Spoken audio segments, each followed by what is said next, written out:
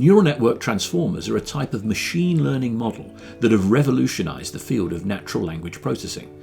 They use a deep learning architecture to generate human-like text and have been used to develop powerful AI language models, such as Chatgpt.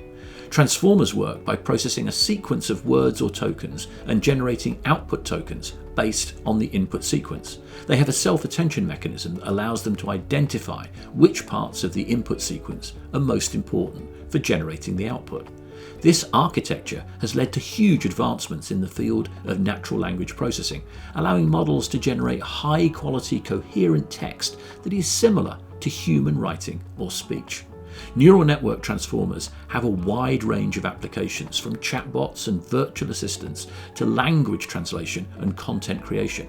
As a result, they're widely used in both industry and research, and their impact is only expected to grow as the field of natural language processing continues to evolve. So there you have it, transformers in 60 seconds.